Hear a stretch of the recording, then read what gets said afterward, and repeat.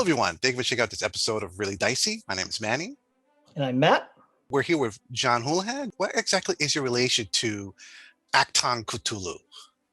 Well, I'm the Achtung Cthulhu line manager for Modiphius, which means I kind of get to sort of run the book, run the line, decide on the books, kind of steer the direction of the title and the series and everything. So I'm the sort of Achtung Cthulhu overlord, I guess is the short answer. High priest. That's right. Yeah. Quite true as well. And today, viewers, we're going to talk about the player's guide for it, as well as the game master's guide. So, Matt, feel free to go first. All right. Well, first I got to say these are fantastic looking books. The art is great, thrilling, action-oriented, very sort of pulpy feel, kind of Hellboy-ish, like the World War II parts of Hellboy anyway. Chapter 2 gives us some nice rumors for the characters to look at. One thing I particularly liked is you said that the players can decide as a group how many rumors they're going to look at. If you want to come in as a completely ignorant character and discover all this true horror, you just skip the chapter and move on. Or you can pick a few rumors to kind of have an inkling of what's going on. So I thought that was really clever, the way that was presented. Oh, cool. Thanks. I really like how this section was designed, because you could, I've seen rumor or action C pages before, and they're well done, but this is like really inventive design, how it looks like a bulletin board full of newspaper clips. Yeah, we really, I was working with the designer. We were just trying to come up with this idea that, because I think part of the thing is the discovery of that slowly there's this sort of secret war underpinning the main war. And we wanted to give, although we think, there'll be quite a few old Call of Cthulhu players who come into Achtung Cthulhu. We're hoping to attract some brand new players as well. So we wanted to sort of give them something to give that sense of discovery that the war they're fighting, although it's horrific enough, there's something more sinister and darker and much more malevolent sort of underpinning that. And it seemed like a really good way. I mean, I got to give total props to Tom, who's our designer, Tom Hutchings, who I write the little sort of sketches and stuff and the little vignettes, but he really brought it to life. And that sort of blackboard treatment, right, where you see the little strings of paper going together and stuff like that. Yeah, really cool. Very evocative. So from there, you jump right into the rules. So for those who haven't played any Modiphius games before, can you briefly tell us what is the 2D20 system and why is it a good fit for Achtung Cthulhu? Sure, I can give you a quick summary. Well, as the name implies, the primary mechanism is rolling 2D20 to see if you succeed at what we call a skill test. It's you got basically your character has attributes and skills. Attributes are things like academia, insight, coordination, and skills are things like observation, stealth, survival, and even kind of fighting. So you add your attribute and your skill together to get a target number, roll a 2D20, and if you get underneath or equal or underneath the target number, that you've passed your skill test. Skill tests have a difficulty, so you might need to score 2 successes if it's a difficulty 2, or 3 successes if it's a difficulty 3. If you score roll a 1, that's 2 automatic successes, and if you roll a 20, that results in some complications. Any additional successes on top of what you need. So if you only needed a difficulty to get a difficulty 1 test, if you scored 2 successes, that extra success becomes a point of momentum, which you can use to kind of drive the game forward and enhance some cool effects, perhaps roll an extra dice or get some extra information about the scene. That's the player's currency, momentum. The GM also has a currency called threat, which is something they can use to make things more interesting for the players, perhaps adding complications to something they're doing, summoning in reinforcements, or even eldritch horrors sometimes. So it's a kind of, that's it in a very, very quick nutshell. But it's kind of got its nice. It's got its own economy and its own kind of.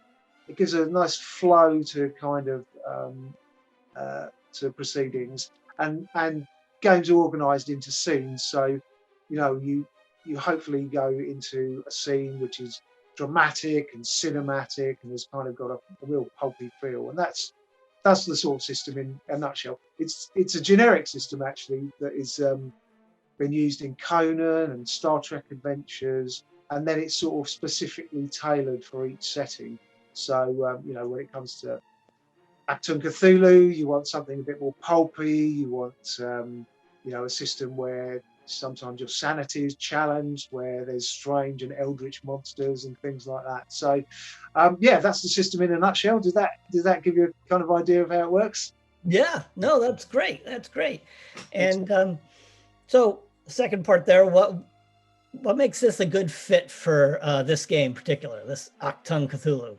Oh, sure. Yeah. Well, I think it just, given that sort of ebb and flow of currency for the GM and the players, it really leads to a sort of dramatic and cinematic kind of pulpy feel. You can use that momentum and things like you get a currency called fortune as well, which is a sort of a special one-off effect, which can make make that 1,000 in a 1 in 1,000 shot, or defy death by the skin of your teeth, or ram a car off the road, or survive a fatal thing. So I think it's just very well adapted to that sort of pulpy cinematic feel we want to give it. I mean, you mentioned Hellboy earlier, and that's definitely one of our touchstones.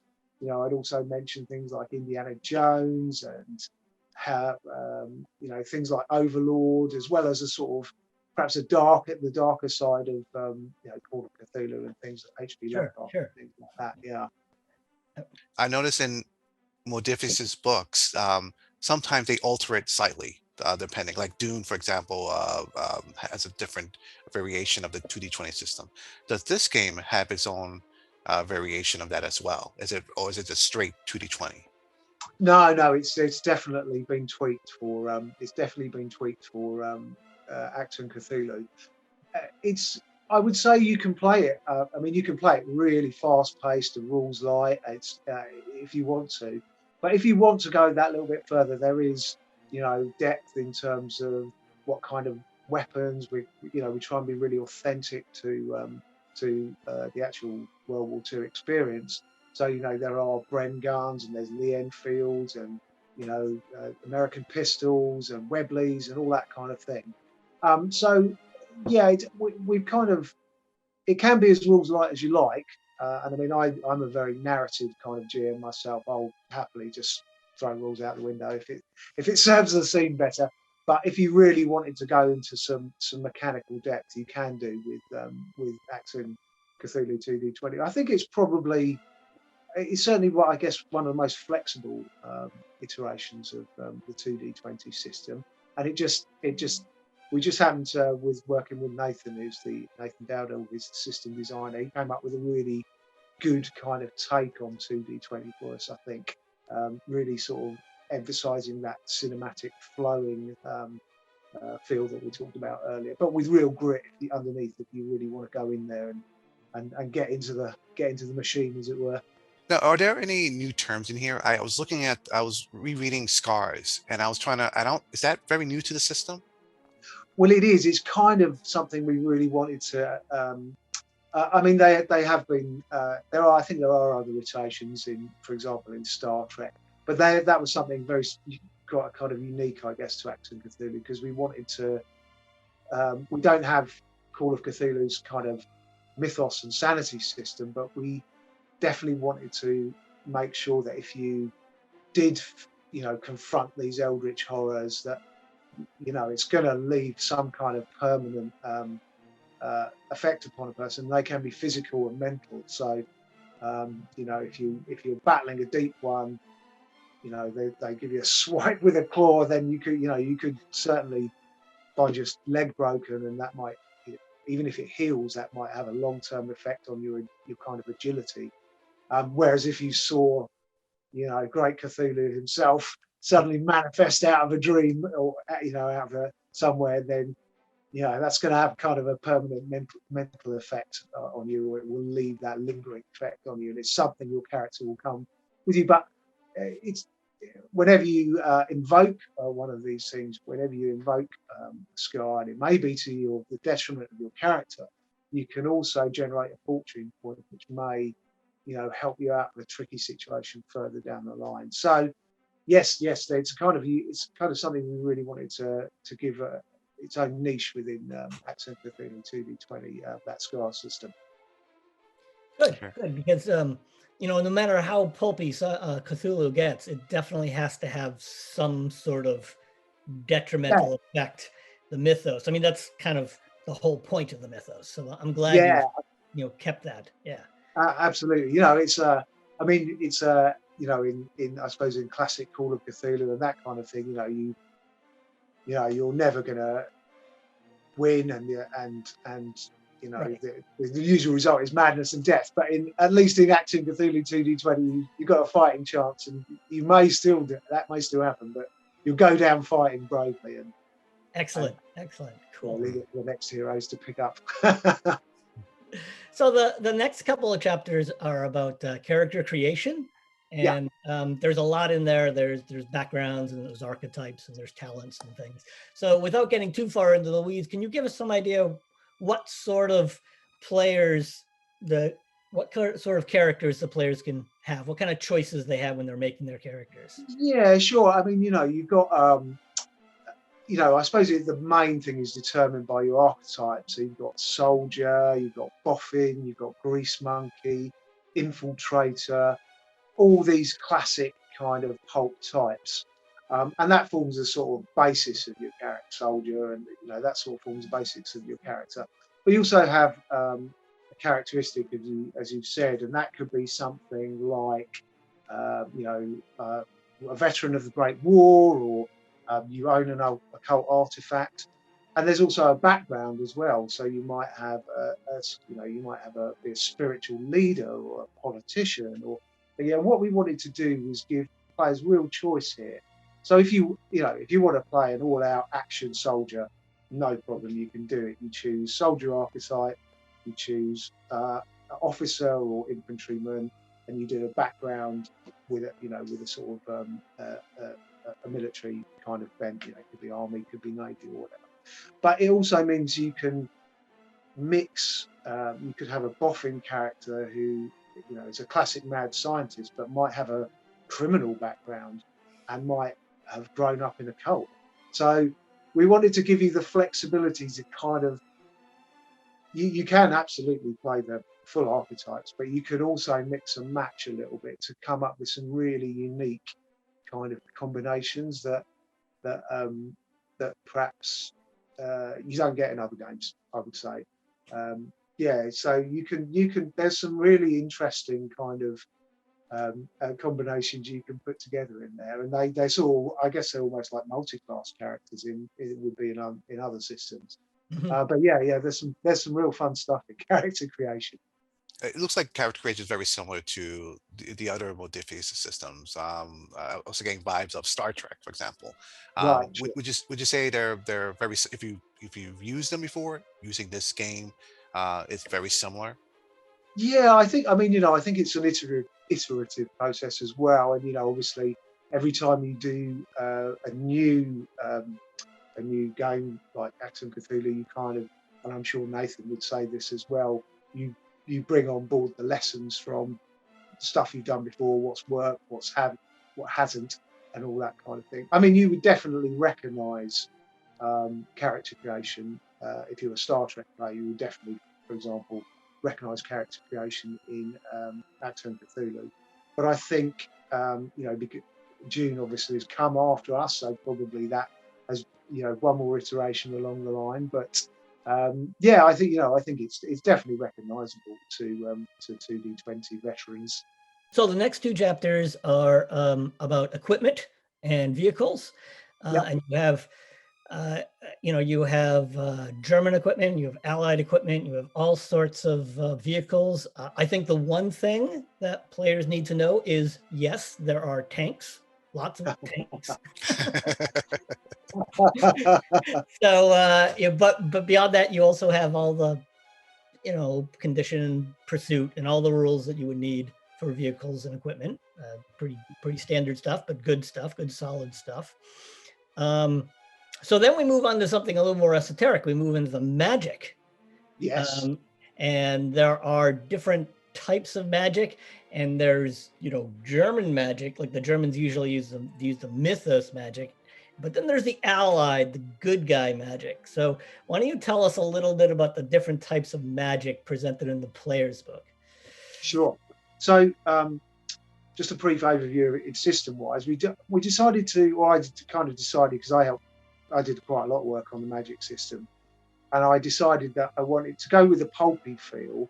I felt we had to split it. We still wanted that sort of longer form, deep, heavy summoning magic where you get to, maybe call the spirit of Cthulhu or Azathoth or whatever.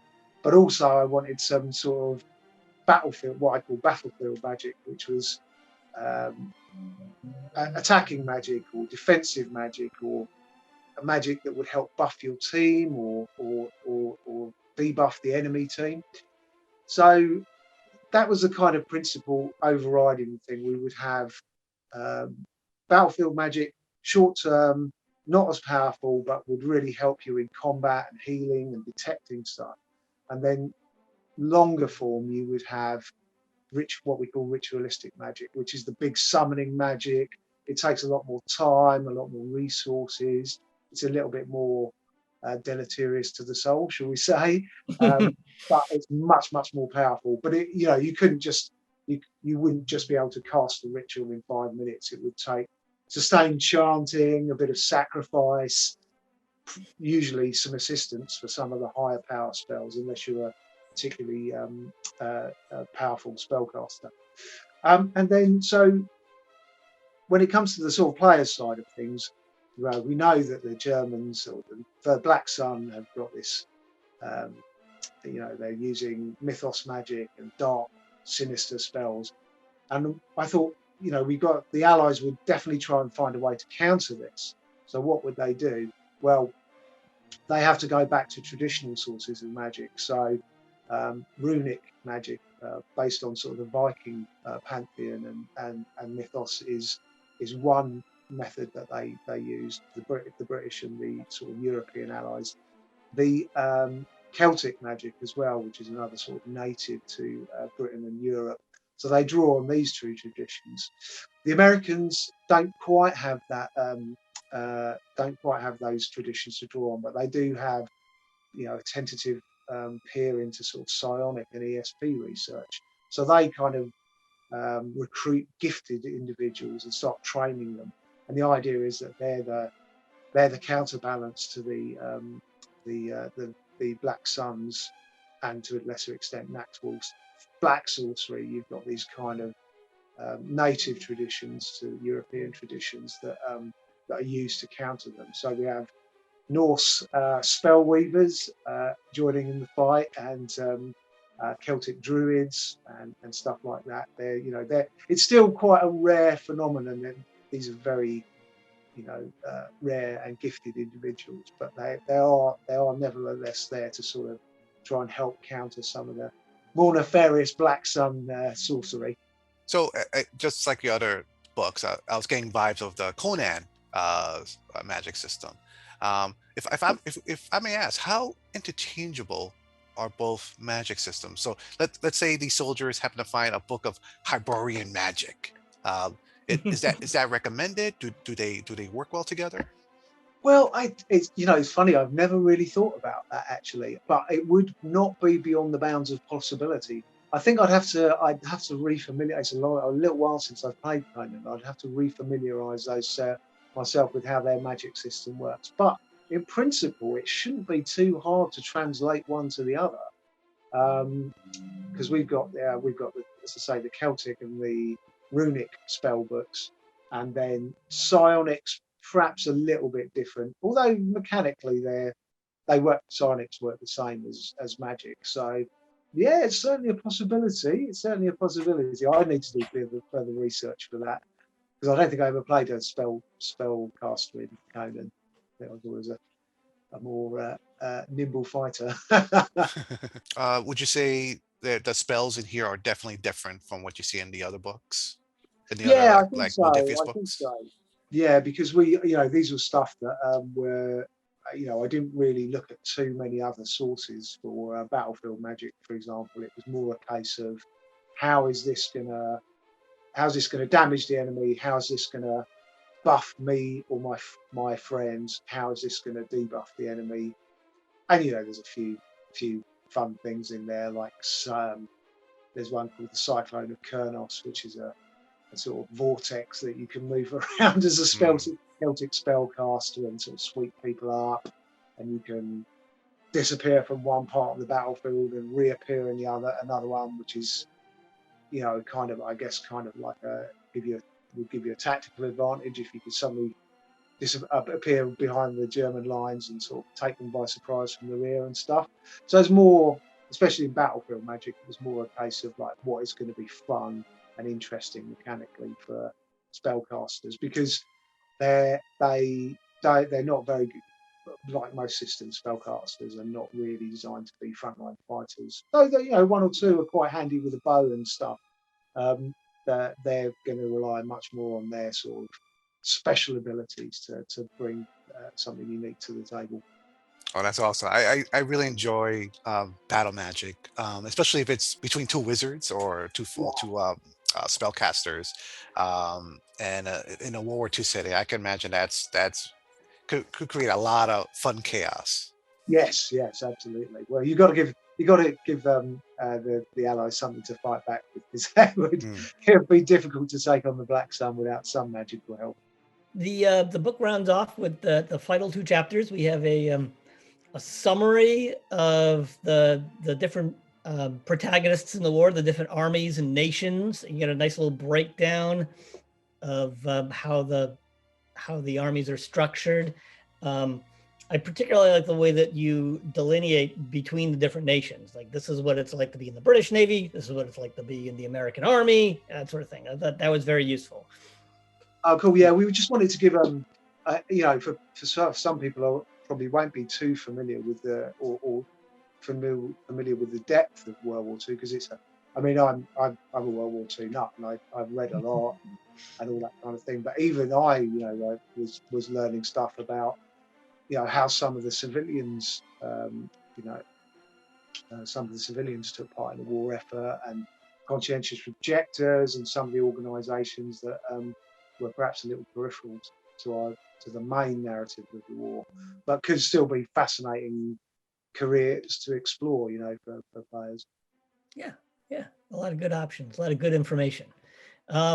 So we round off the book with a chapter on, I think they were called supporting actors or supporting cast, basically NPCs.